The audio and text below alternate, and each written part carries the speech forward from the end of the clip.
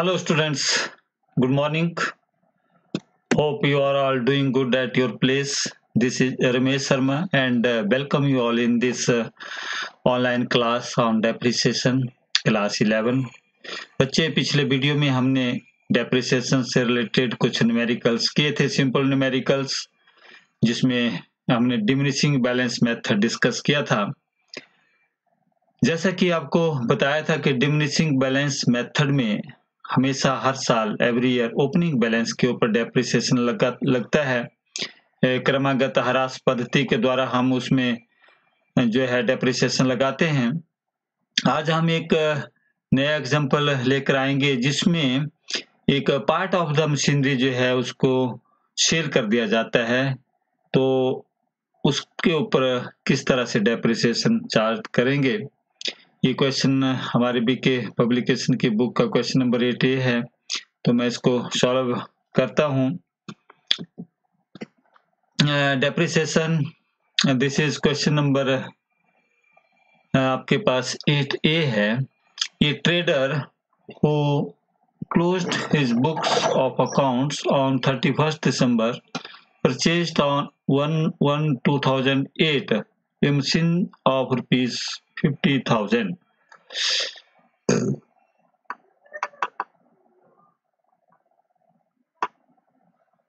And another machine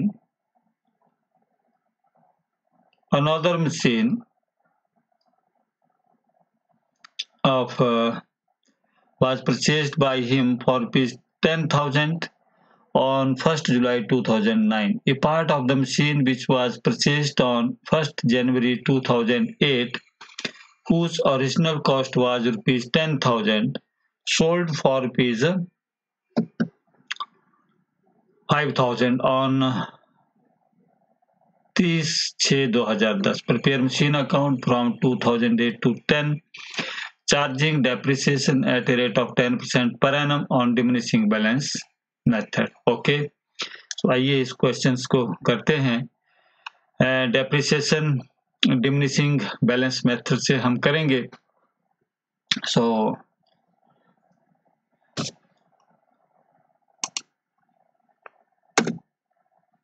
date है हमारे पास, purchase की थी जनवरी 1st 2008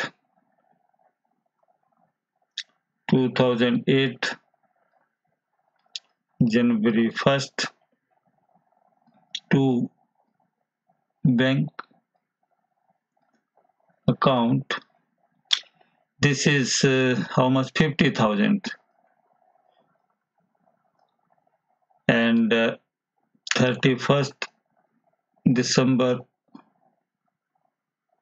2008 by depreciation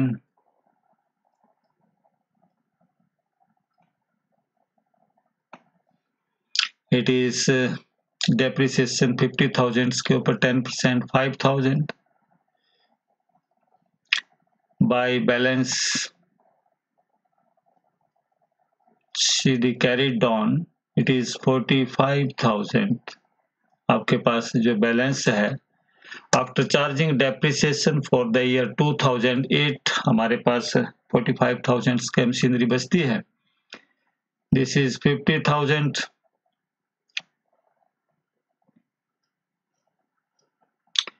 and this is 50,000 year 2009 January 1st to balance brought on. This is बच्चे कितने हैं? 45,000 and second machinery एक to कैश, ये परचेज की जुलाई 1st को 10,000 की, एंड दिस इज टोटल हो गया ये आपका 55,000 की आपके पास है मशीनरी। 2009 31st दिसंबर और bye depreciation 1, this is 4,500, and depreciation 2, it is जो है हमने जुलाई 1 को खरीदी, हमारे पास 6 मंथ रही तो 10,000 का एक साल का जो डेप्रिसिएशन 1,000 एंड 6 मंथ का हो गया है 500, and this total depreciation is 5,000, and by balance CD1 45,000, 4,500, 40,500, and CD2 10,000, 500, 9,500, and ये हो गया 50,000, and बच्चे ये total 55,000, and here also it is 55,000. Clear? Now this is year 2010, January 1st to balance brought down 1 and 2, ये हमारे पास है 40,500 and 9,500, and this is 50,000. Clear? अब 2010 1st जुलाई को whose original cost was rupees 10,000 sold for rupees 5,000 on 30th June 2010. तो जो depreciation है वो 6 month का लगेगा, तो ऑन डेटेड 30 जून 2010 को ये बेच दी, तो बाय डेप्रिसिएशन, एंड ये डेप्रिसिएशन जो है अब इसके ऊपर जो 10,000 जिसकी ओरिजिनल कॉस्ट थी वो 5,000 में बेच दी, तो ये आपके पास ये कितने रही, ये मैंने वर्किंग नोट में आपको यहाँ पर बताया है कि वैल्यू ऑफ मशीनरी जो थी वो 50,000 थी, एंड अनसोल्ड 40 एंड 10,000 का जो है जिसको हमने सोल्ड कर दिया, तो depreciation for 2008 it is 5,000, 4,000 and 1,000, और 40,000 पर 4,000 इस पर at a rate of 10%, and हमारे पास ये 1/1/2009 को 45,036 के हिसाब से रह जाता है, और 31/12/2009 को 45,36 रुपए, यानी कि जिस वैल्यू की हम बात कर रहे हैं जो हमने बेच दी 30 जून 2010 को, उसका जो शुरू में जो कॉस्ट थी वो 10,000 थी, अब इसकी जो कॉस्ट है वो 8100 रही है, और 8100 रुपए के ऊपर 10% के हिसाब से डेप्रिसिएशन फॉर 6 मंथ हमारे पास ये 405 रुपए जो है ये लगेगा, and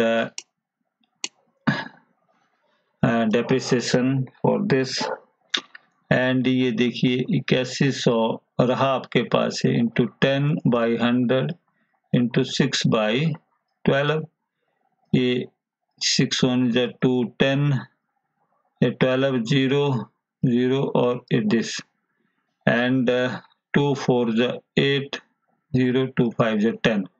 By depreciation this is 405. Clear?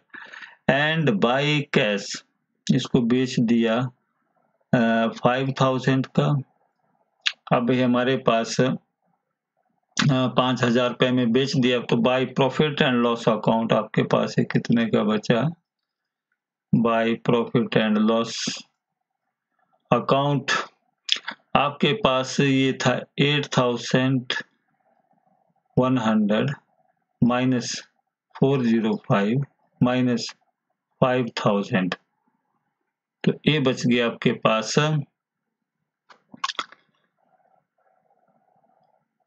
Yes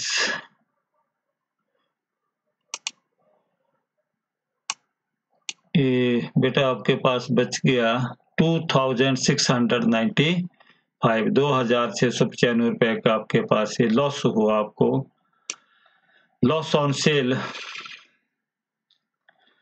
that is buy profit and loss account, and you write here loss, that is 2695. okay, and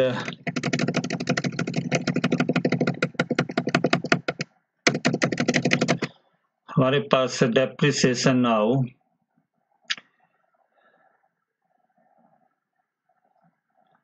31st December 2010, yes, यहाँ 2010,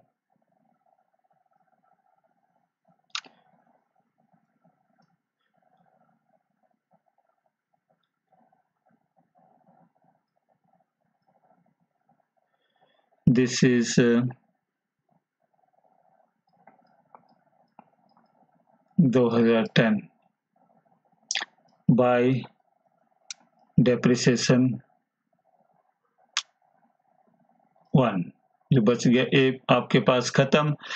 अब आपके पास है जो हमारे पास ये बचा था, ये जो मशीनरी को इसको बेचने के बाद, इसी है value of unsold 32,400 and depreciation 3240 रुपए, और ये वैल्यू एज ऑन 1 जनवरी 2011 29,160। तो डेप्रिसिएशन आपके पास आ जाएगा 3,240 3240। और दूसरा जो मशीन थी उसका जो डेप्रिसिएशन है वो 9500 की थी, 950 रुपए, और ये डेप्रिसिएशन हो गया आपके पास 4,190 रुपए। एंड बाय बैलेंस CD1 ये बच गया आपके पास 29,160, और दूसरा बच गया आपके पास 8,550, और ये हो गया 37,710। 90 9 10 7 1 8 1 9 एंड 4 11 3 1 4 41,900 बन गया टोटल 50,4190 एंड दिस।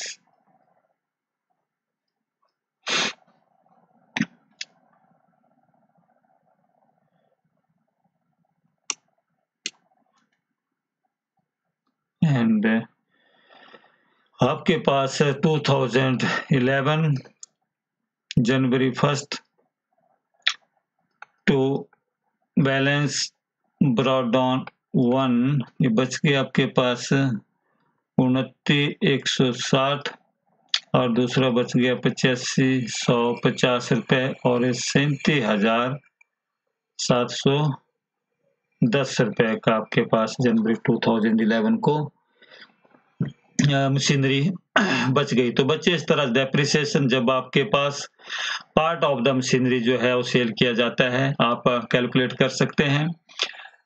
होप आपको ये वीडियो अच्छे से समझ में आ गया होगा। And if you have any query do right in the comment section of this video. Thank you very much.